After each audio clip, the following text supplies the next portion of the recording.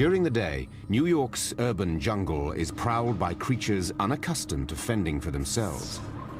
The horses that once carried police officers and pulled Central Park carriages must adapt to a life with no humans to care for them. In a world of concrete and steel, can these horses survive?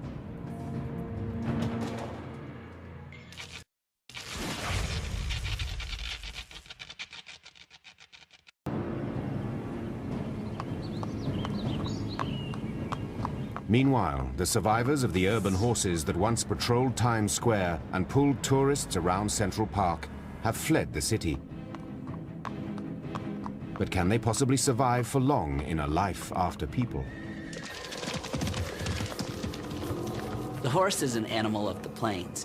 It's largely a grass eater, and what's more, its escape mechanism from predation is largely to run. It's also a pretty good fighter if it needs to be. So the horses here in New York City, they have the potential to go wild again, but they need certain things. They need grass, they need open space to run. Golf courses are going to look great, all those suburban yards around New York.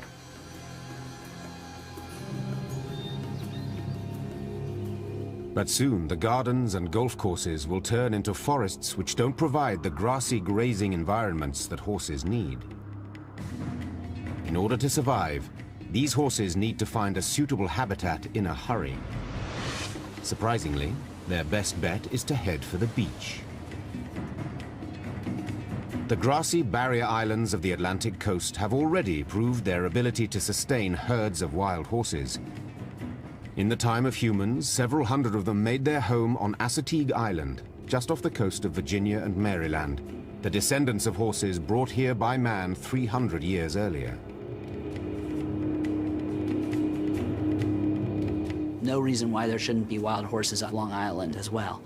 But it's a question of, are the horses, if the police horses or other horses that escape, are they going to find those places in time?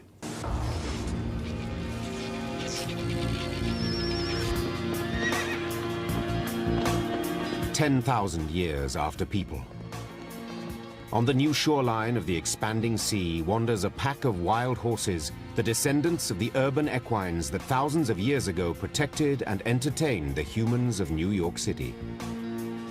The high salt content in their seaside food supply means that they have to drink twice as much water as their domesticated ancestors once did. And the grasses here are so deficient in nutrients that the horses have evolved a shorter stature in response to the poor quality of their diet. Still, they have survived.